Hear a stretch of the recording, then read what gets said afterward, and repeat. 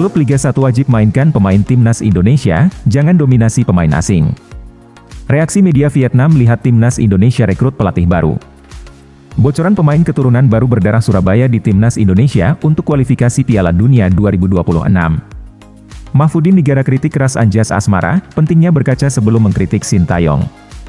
5 pemain yang akan dipanggil timnas Indonesia di kualifikasi Piala Dunia 2026. Perbedaan agenda timnas Indonesia dan Malaysia di Jeddah Internasional September 2024.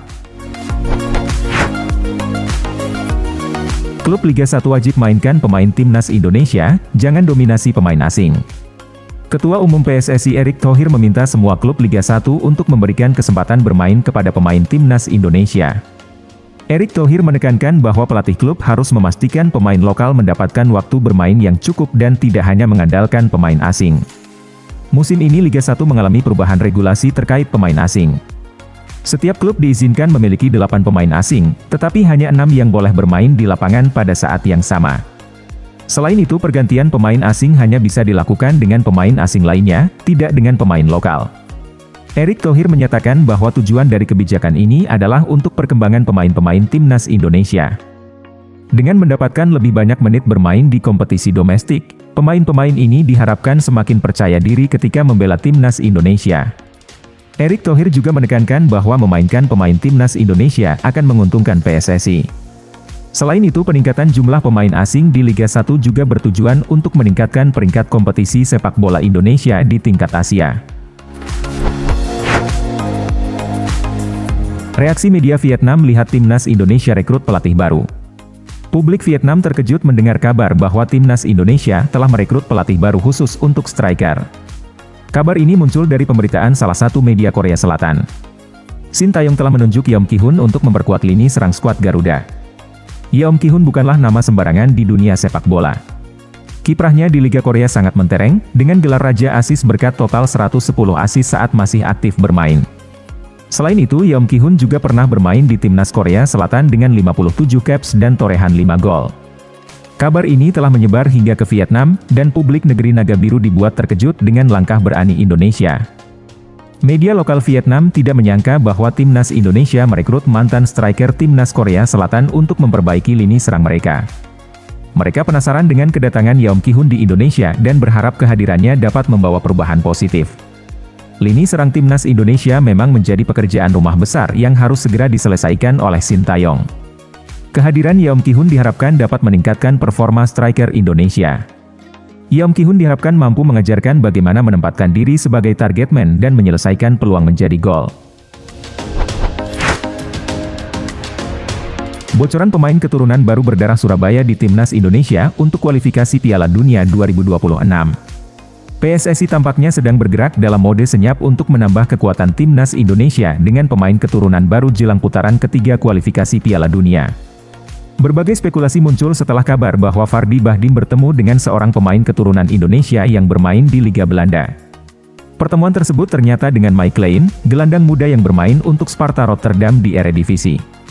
Mike Klein yang lahir di Breda pada 9 Februari 2005 memiliki darah Indonesia dari sang nenek asal Surabaya. Pemain berusia 19 tahun ini diharapkan bisa memperkuat timnas Indonesia, baik di level senior maupun di kelompok umur. Kabar ini langsung menjadi perbincangan hangat di jagat maya tanah air. Banyak yang berspekulasi bahwa Mike Klein akan menjadi calon pemain naturalisasi berikutnya untuk memperkuat timnas Indonesia. Dugaan ini diperkuat oleh pernyataan anggota Komite Eksekutif PSSI Arya Sinulinga yang menyebutkan bahwa pihaknya sedang dalam proses menambah pemain keturunan untuk dinaturalisasi. Menurut Arya, PSSI sedang mengurus dokumen beberapa pemain keturunan yang belum banyak dikenal publik.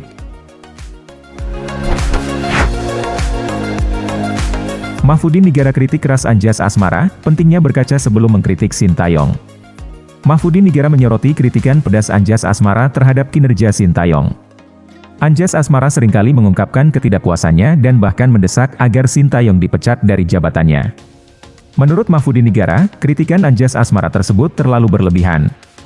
Mahfudin Nigara menambahkan bahwa sebelum mengkritik orang lain, sebaiknya kita berkaca pada diri sendiri. Ia menekankan pentingnya menyampaikan pendapat dengan cara yang baik dan membangun. Bahkan ia tidak mempermasalahkan jika Anjas Asmara merasa dirinya lebih unggul sebagai pemain legenda timnas, asalkan telah berpartisipasi dan memenangkan turnamen bergengsi. Lebih lanjut, Mahfudin Nigara memberikan contoh kritikan Anjas Asmara yang dianggapnya berlebihan, terutama mengenai pemain naturalisasi. Menurutnya, tim dari negara lain pun memiliki pemain bintang yang bukan asli kelahiran dari negara tersebut. Ia menyebut beberapa contoh seperti Pele yang berasal dari Afrika, Michael Platini dari Italia, dan Youri Djorkaeff dari Serbia. 5 pemain yang akan dipanggil timnas Indonesia di kualifikasi Piala Dunia 2026. Untuk memastikan hasil yang positif, Sintayong telah mempersiapkan strategi matang dan berencana memanggil beberapa pemain baru yang tidak terlibat dalam FIFA Matchday Juni 2024. Arhan Fikri. Arhan Fikri, pemain muda terbaik Piala Presiden 2024, diharapkan bisa memberikan kontribusi besar bagi timnas Indonesia. Meski kemungkinan besar tidak akan dimainkan sebagai starter, tenaganya sangat diandalkan untuk babak kedua. Witan Sulaiman. Witan Sulaiman yang absen pada FIFA Matchday Juni 2024 karena menunaikan ibadah haji, kini siap kembali ke lapangan. Setelah mendapatkan gelar haji, Witan diprediksi akan kembali dipanggil oleh Sintayong. Terakhir kali bermain untuk timnas Indonesia U23, Witan sukses membawa timnya lolos ke semifinal Piala Asia. Elkan Bagot. Dengan absennya Justin Hubner dan Jordi Amat karena akumulasi kartu, Elkan Bagot memiliki peluang besar untuk kembali memperkuat lini pertahanan timnas Indonesia. Dalam formasi 3 back, Bagot akan menjadi benteng kokoh bersama Rizky Ridho dan Jay Idzas. Ramadan Sananta. Ramadan Sananta yang menjadi top skor Piala Presiden 2024 juga layak dipertimbangkan untuk mengisi lini depan timnas Indonesia. Penyerang berusia 21 tahun ini diharapkan dapat memberikan kontribusi signifikan, baik sebagai starter maupun pemain pengganti di babak kedua. Martin Paes. Nama terakhir yang sangat dinantikan adalah Martin Paes. Timnas Indonesia membutuhkan kiper berkualitas untuk menghadapi laga-laga berat di grup C. Martin Paes saat ini menunggu hasil sidang di Pengadilan Arbitrase Olahraga pada 15 Agustus 2024, dan keputusan setuju atau tidaknya dia akan diumumkan pada 18 Agustus 2024. Perbedaan agenda Timnas Indonesia dan Malaysia di jeda internasional September 2024.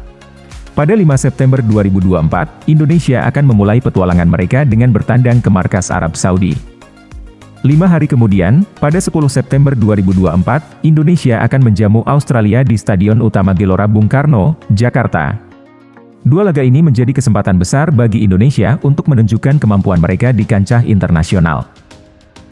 Sementara itu, timnas Malaysia memiliki agenda yang berbeda.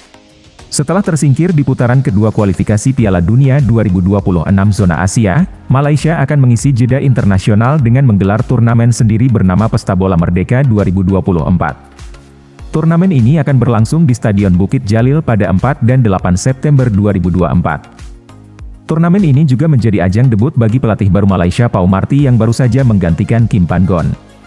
Ketua Komite Kompetisi FAM Firdaus Mohammed menargetkan Malaysia untuk menjadi juara di turnamen ini, mengingat mereka bermain di kandang sendiri. Selain itu, Malaysia juga memiliki target untuk melewati Indonesia di ranking FIFA. Saat ini, Malaysia berada di peringkat 134 dunia dengan 1.107 poin, hanya terpaut 1 tangga dari Indonesia yang berada di peringkat 133 dengan 1.108 poin. Namun, Malaysia memiliki kenangan buruk di Pesta Bola Merdeka. Pada edisi 2023, Malaysia harus mengakui keunggulan Tajikistan dengan skor 2-0 di partai final. Turnamen tahun ini akan menjadi kesempatan bagi Malaysia untuk menebus kekalahan tersebut dan meraih gelar juara.